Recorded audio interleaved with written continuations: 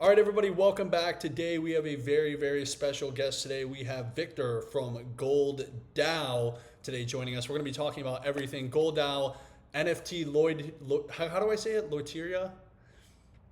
NFT. Lo- Loteria. How's my audio, by the way? I think I It's just it's fine. unplugged It's the good. vector. All right, So fantastic. NFT Loteria and anything ICP crypto related, we're going to be talking about today. So Victor, I guess introduce yourself to the audience.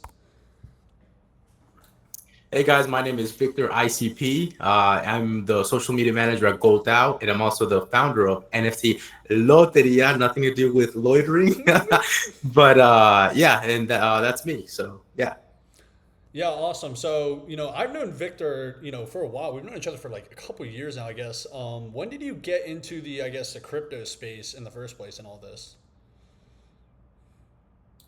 Yeah, guys. So the crypto space in general, I learned about Bitcoin in 2013. So no, I'm not a multi-millionaire. I didn't make it, but I learned about it in 2013. I was in those the ones that you click on and a little faucet that gave you money. I got a little bit of Bitcoin there, Wow. and then unfortunately, I did not buy an entire Bitcoin, even though it was only $300. And I thought in my mind, surely this thing will make it to $600. I'm extra bullish on it, and I didn't buy it. So so here I am. But yeah, around 2013, 2014. Awesome. And when did you get into ICP? Yeah, ICP. That was I think it was like right at Genesis. I remember Genesis. I think that's tomorrow, right? Tomorrow, a couple years ago, May 10th, I think, because that's Mexican's Yep. Mother's Day. And yeah, I was there around Genesis. I bought, I think, at $400 or 450, something like that. And I put a stop loss, so I'm not too bad, but but it was pretty bad. Yeah. I know. I think we all remember that day when ICP launched. Everyone in crypto remembers that. I remember I opened my phone, I opened CoinMarketCap, and I was like, what the hell is this thing? I was like, what is going on? Why did you show up at number three? Of course, at the time, I didn't understand like launches like that and everything. But I think my first buys, because I think I was buying around like 180s, because I was like, bro, $80, this is a fucking steal, man, But everyone's got that Yeah. ICP story like That that. was But that was me at 67. I was like, I'm buying this at 60. Actually, my first ICP ever staked was $67. And there's even a video of me. It's like one of the first ICP video evers. You could probably search it, and I'm like, this is gonna be $1,000 one day, and I'm here like staking my one ICP. And, but yeah, I still have that neuron. It's crazy. yeah, I know. It's funny. I look back on my buys on my Coinbase from back then and seeing all my ICP buys from 2021. Thankfully, I didn't put too much money in because those buys would definitely be underwater. I probably sold at a loss or something at some point. But now you're working for Gold DAO. So if you could like talk about what is Gold DAO? Yeah, for sure. So Gold DAO, it's really simple. The tag for Gold DAO is at GOLD RWA, which stands for Gold Real World Assets. And for those of you that don't know what real world assets are, it's this whole movement around getting things that are real in the world and then tokenizing them. So Origin is one of the top ones that do that. They get items, they tokenize them. Origin particularly does like luxury items, etc. But Gold DAO uses that Origin technology to tokenize bars of gold. So if anybody's familiar with gold, there's a lot of apps, there's a lot of like financial instruments for gold. However, they're all paper. So they're all like this is a futures contract for gold. You have to wait for it to expire and you have the right to sell this quantity of gold, but it's not real. And if they are real, they make you wait. They do all this stuff. So what makes gold out different is that it's not tokenizing a right to gold, like just gold in general. It's tokenizing a specific serialized gold bar, and they have the large ones like 100K or whatever it's worth, smaller ones like an ounce, and then they have little 1 gram ones, which is like $100. So yeah, they basically they're tokenizing gold, and it's not just gold; it's specific gold. So it's a pretty special project. Yeah, Gold DAO is definitely one of my favorite projects, and I think it has a ton of potential because RWA, which I'm sure a lot of people know what RWA is now because it's getting pushed so heavy. There's projects like Ondo. Ondo's really hot. It's like the hottest RWA project in all of crypto, and that's getting pushed by even I think Eric Trump is getting somewhere involved in there. I feel like he's involved in everywhere now. But RWA, the reason I'm so bullish on it, and honestly, like this is kind of my philosophy when it comes to basically anything in crypto and startup like related is there's like a whole thesis behind it, but also at the same time, you can have a thesis and you can have this, schizo theory, whatever, but there needs to be money behind it, and big money wants this. So whatever big money is pushing normally ends up happening. Larry Fink, the CEO of BlackRock, the world's largest asset manager, is pushing heavy for RWA. So he's probably going to get what he wants. I mean, what are your thoughts on that? What's going on with BlackRock and everything? Yeah, no, that makes sense. I don't know too much about BlackRock and Larry Fink. I do know that they're obsessed with tokenizing everything, and I think the reason they want to do that is because they get a cut of everything, and they're the ones that are kind of the brokers to the middlemen. But the other thing that I think they're doing is when you tokenize things, you don't actually like keep it in people's hands. So it's way easier to tokenize gold and then, for example, be like, oh, I'm gonna pay $1 worth of gold or a GLDT worth of gold for this. And in the future, that might be like extremely difficult. So for example, if you go back to like the 1700s, you paid with coins and it was like, here, sir, I have 1 coin of gold or like 1 coin of silver. Well, now it's valued so high that it doesn't make any sense to get a little 1 gram and then like, get like a cheese grater and be like, here, sir, here's $1. It doesn't make any sense. But when you tokenize it digitally, you can just send it. You could buy $1 coffee and you pay a 10-cent fee with Gold DAO.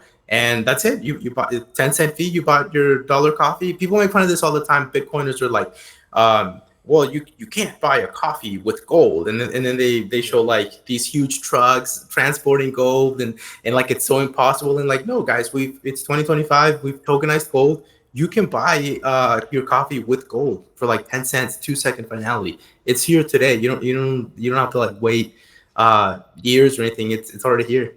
Yeah, and I think everything that's going on with RWA is kind of like the next evolution of these real world assets where everything is coming on chain. And at the end of the day, like you just said, like Larry Fink and BlackRock and these big money institutions, if they know they can make a lot of money off of it, which they can, they're going to push for it.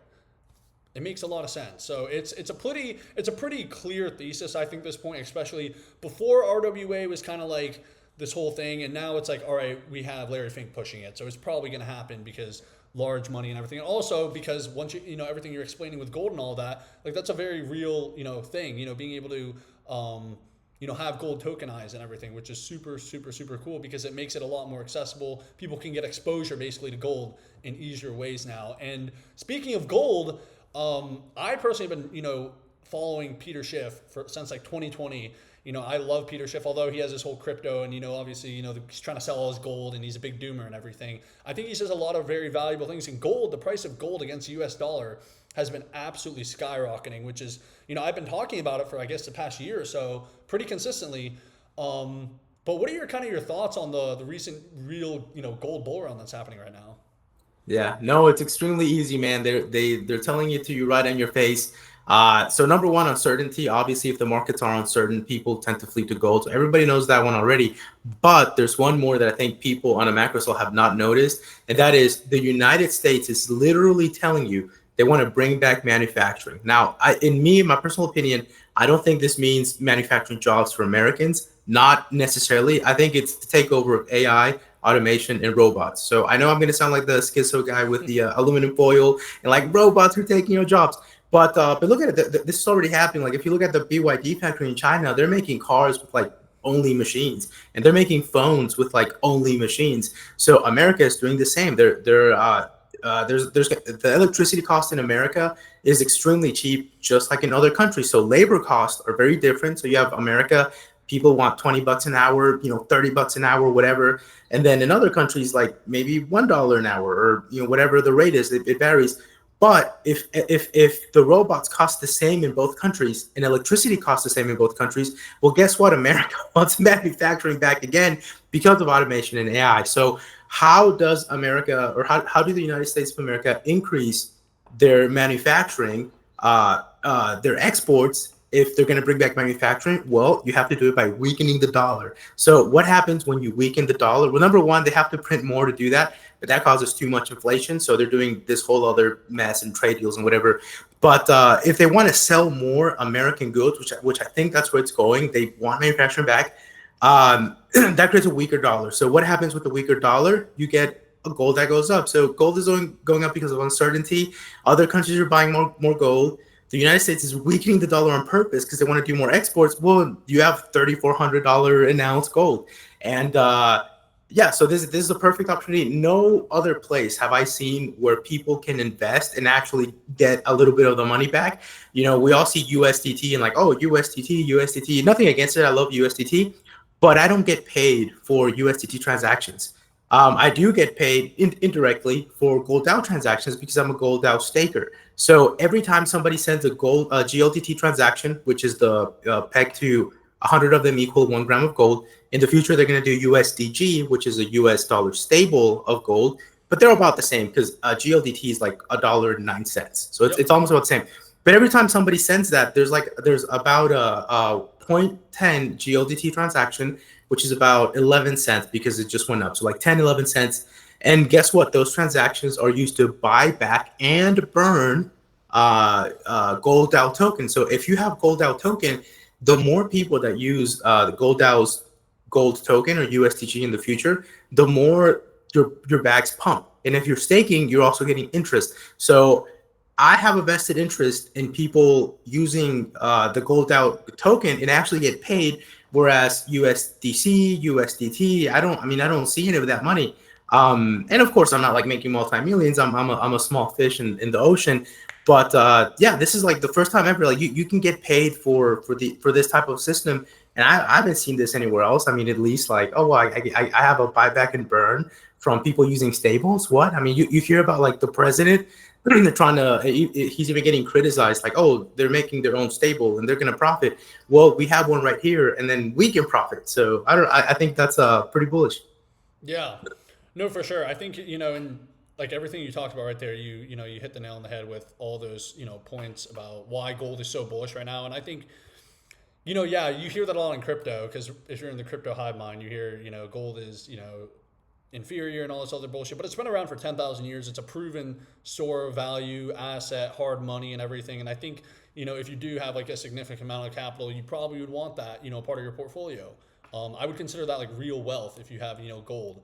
And it's really great. Like products like Gold DAO are able to, give you exposure to that real Swiss gold. And it's definitely something I'm going to be looking into in the future to, once this bull run's kind of settled down and, cash out and everything to, move some of those stables to some Gold DAO GLDT, buy that shit on Kong Swap. So yeah, 100%. And I kind of want to also ask, what is what is the Gold DAO NFT and how does that exactly work? Yeah, so it's very easy. There's a company that's, I guess, separate to Gold DAO, which is called Biddy. And what Biddy does, it does two things. Number one, you buy your NFT through them. You do need a KYC, so make sure you have your documents. If you're American, I think you have to like DM them directly because it's a different system or something. But you basically KYC with Biddy, and then you buy an NFT. When I first heard about Gold DAO at launch, prior to even working with them, I didn't understand this part, and I thought, well, why are they making an NFT? Why don't they just make the token for the gold and blah blah blah? And I was just thinking on my, but the reason that you do that is whenever you buy a gold NFT, you're buying the rights to Audio's a little like it's like sparking a little bit. Turn it on. Can't hear you. All right, what about now? Oh, you're good. You're good now. All right. All right, when did I cut off? You want me to like start No, you from keep there? going. Just keep going. All right, all right, good. So, so yeah, basically the GLD NFT, when you buy when you buy a GLDT NFT, it's not just a gold bar; it's a serialized gold bar. So that's the part that I didn't understand at launch. I was like, why are they making this more difficult? Why are they adding an NFT? And then once I researched and actually learned about it, so when I became a social media manager, I realized, oh, it's not just a right to gold; it's a right to your bar that you own. So you have like bar 1, 2, 3, 4, 5. When you cash out and go to Switzerland, they give you bar 1, 2, 3, 4, 5. You don't get bar 1, 2, 3, 4, 6, 1, 2, 3, 4, 7. You get bar 1, 2, 3, 4, 5. And then that's kind of the special part about it. So Biddy does two things. Number one, they sell those NFTs of the gold bars. You can buy 1 gram, ounce, kilo, I think they have. But the other part is they also do somewhat of a market making. So they offer to buy your bar for you or sell you one, and they take about a 3% cut. Just like any place that trades gold, there's a little I guess maker fee, and then you do it that way. Of course, you can just go to the secondary market and transform it to GLDT tokens, and then you can get closer or pretty much exactly the market rate for the price of gold. So that's what Biddy does, and that's kind of why you need to go there. However, you don't need to do this. If you want access to GLDT, you can just go to CongSwap or the other guys and just buy GLDT on the market. Just trade it for your ICPs, trade it for your USDT, and you can get it that way. So you don't need an NFT, but some people want to buy an NFT. And then there's an app that converts your NFT into tokens, and then your tokens back to NFT. So I know it sounds very complex, but it's not. It's just you buy an NFT, swap it and turn it into tokens. You buy some tokens, swap it and turn it into an NFT. And if you actually want the physical thing, you do have to go to Switzerland. So that is, some people consider that a drawback. I think it's pretty cool because Switzerland's a beautiful country. So you go to Switzerland, get your little grams, and you're off to go. Or keep it digitalized, as I prefer it. Yeah. For sure, because that's the thing. You can buy GLDT on CongSwap, and then you can have the exposure to it. And then, of course, whenever you decide to go to Switzerland, you can go there, turn it into NFT, and then cash out, get the real gold, and all that stuff, which is really, really awesome. But now I kind of want to talk about, speaking of NFT, your NFT project. What's going on there? Yeah, man, awesome. I actually have one right here. I'm smiling because I have some printouts right here. I have my project. It's called NFT Loia. So I know this is a huge one. This is an ultra rare. But this one not this one, but an ultra rare just sold. We made a new all-time high for ultra rares for 222 ICPs, and I think rares are at like 125 or something. So this is my personal project. It's not affiliated to Gold DAO or anything, but I'm glad you're letting me talk about it, Aaron. Basically, we're bringing bingo to the blockchain. So if any of y'all have ever played bingo, I think American bingo is a little bit more boring. Often you associate it with old ladies and this whole club and the little balls and a little marker, and then you just throw away your cards. Mexican bingo, as you can see, Mexican bingo is a little bit different. It's more colorful. It's more like family get-together oriented. It's like the type of thing you do at a barbecue type of deal. Like you have all the ladies playing and everything, and it's more colorful and, in my opinion, more fun. It's very simple. We basically took Mexican bingo. We replaced all the characters for ICP characters. So you have La P Lady, El Motoko, La Bitcoin, and I used the original Bitcoin picture from when it was originally launched, El Lumbro. So you have those characters. If you get 4 in a row in a game, you win, or diagonal. Some people like to play blackout, so you fill the whole card and you win. So you're like, Victor, what are you talking about? Where are we filling this in a row? We're making it DApp. We actually just got the developer from IC Football Club to help us, James Beadle. And so he volunteered to help us for free. So that's extremely bullish. And he's a top dev. I was just doing this with AI, and so I just sent over the code to him. But basically, what the DApp does, it does 3 very important things. Number one, the DApp selects the character. So instead of having some random person on the internet drawing from a deck of cards, maybe he's drawing the cards so that his friends win and you don't know. Well, the DApp uses the ICP's on-chain randomizer, so it selects super random cards that you can verify on-chain. So it's for the most scammy con artist can host the game, and it'll still be fair because it's you can put it on the blockchain. And then the second thing that it does is it checks if your card actually has all the characters, and if it does a very important thing. It calls the canister, and whatever card someone is playing with, it checks who owns the card, and you get 20%. So you get a 20% cut just for owning one of these bad boys. It's only 363 pieces, and so you own. So let's say you buy 10, somebody eventually wins with your card because they rented it. You get a 20% fee. If you own these, you can just play by yourself. Pick your own cards when you're playing, and the 20% fee goes to wherever you're holding it in your wallet. And there's one more important factor. This is a social game, so it's not just an app that you go to. We are striving to make it a live streaming game. So just like in TikTok, when TikTok started and people were like, ice cream so good, like all that type of stuff. I know exactly what you're talking about. We're doing that, but so just imagine at the bottom of the screen, you have a bingo game, and at the top, you're saying like, click El Pollo, click El Wizard.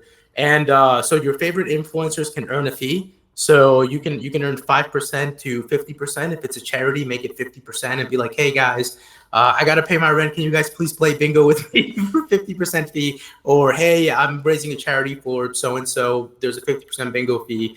Come. Or, guys, normal game, 5% bingo fee. And anyone who has a large follower base, or not even a large follower, as long as like, a couple of guys play, 10 guys play or whatever, you can host a bingo game. So let's say I don't want to buy your NFT, I don't want to play the game, but I do want to host some bingo games. So just host a bingo game. Set your fee. People will come and play because it's you hosting it. They'll know that even if it's someone untrustworthy, they'll trust it because it's on the blockchain.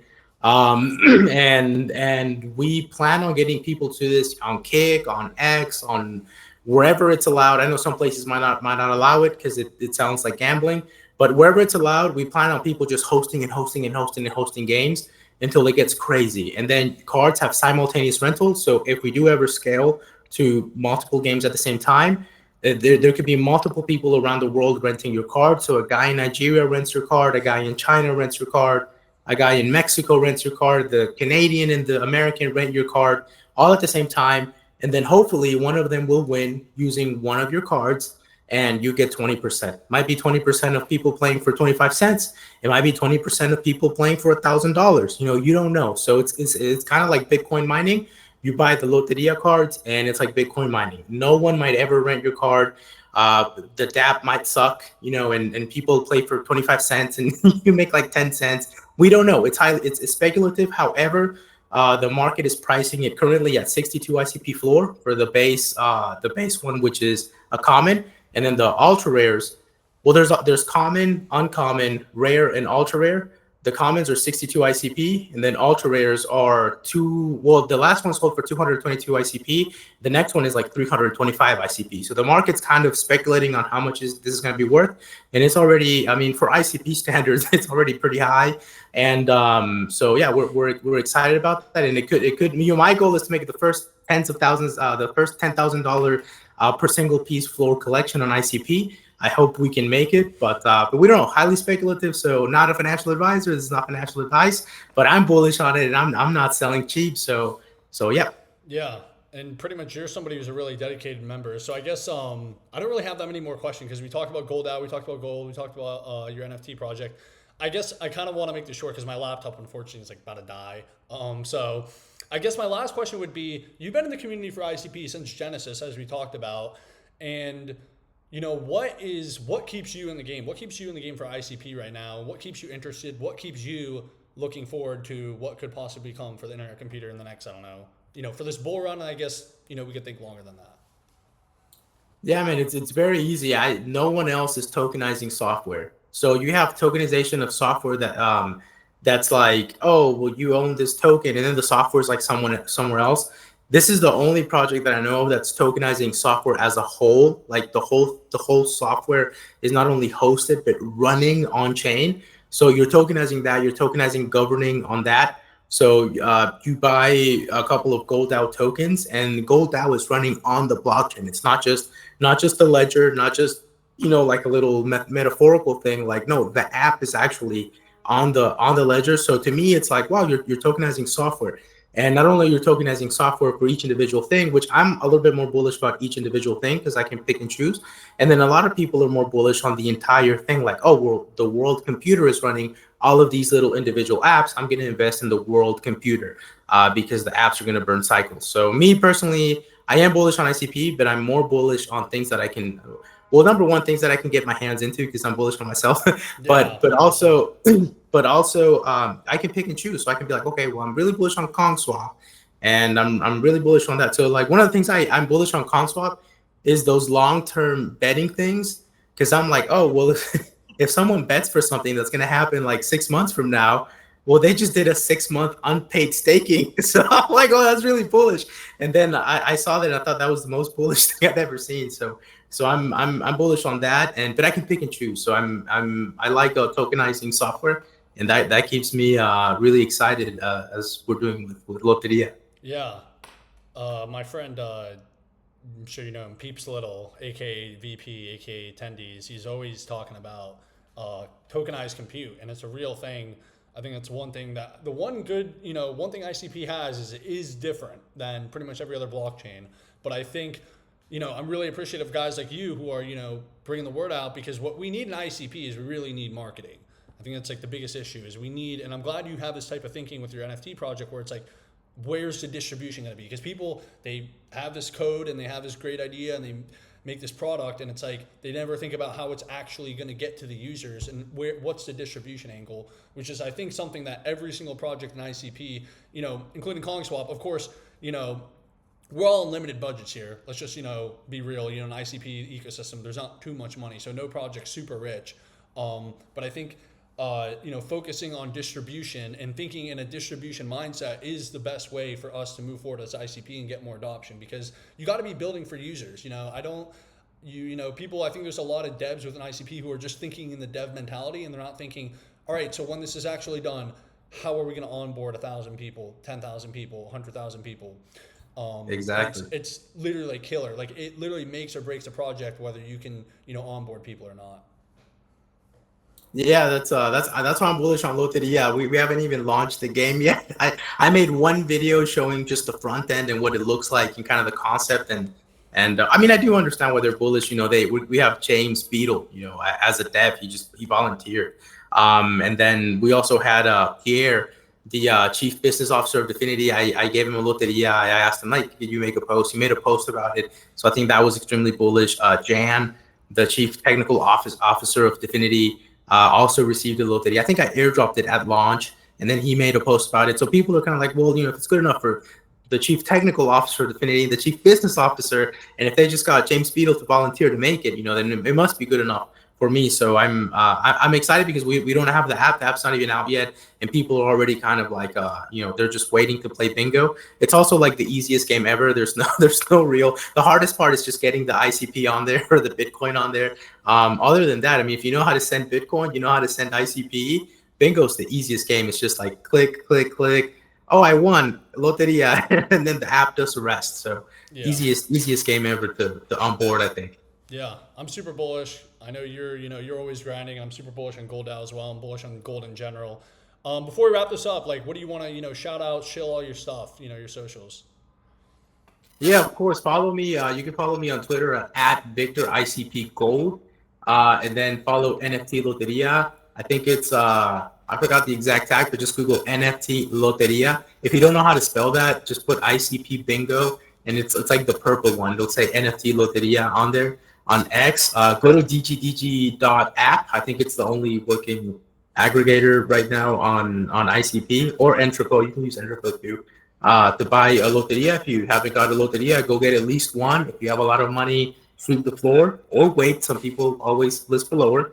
And then just buy it. And if you have a lot of money, then buy the ultra rare for 325 and set a new all-time high. Yeah, for sure. Yeah, no, I think that's and follow Gold DAO. I said that at the beginning, but it's at GLD RWA. Yeah, so yeah. Yeah, and once again, if you're interested in Gold DAO, getting exposure to gold, you can buy the GLDT token on CoinSwap. You're going to see it. There's a CoinSwap.io banner. You just go there, and then, just like your normal DEX, you pick GLDT, you swap for it, and you got your gold exposure. But I was really glad to have, I'm really glad that Victor decided to come on today. I'm super excited for Gold DAO and what they're bringing in Loteria and everything that's coming. I think, he's one of the guys who you've been dedicated, you've proven yourself, you've been, we've been through, last bear market, and we've been through, we've been in ICP together for years now. So it's been an interesting ride for sure. And yeah, if you're interested in, what's going on at CoinSwap and everything, just follow us at CoinSwap X. You can follow me on Instagram. Or not Instagram, X at Aaron Bremser _, and then also join my Telegram. I'm posting, my trades, basically all in my Telegram, first link in the description, all that stuff. So yeah, also subscribe, like, leave a comment, and yeah, thank you for watching.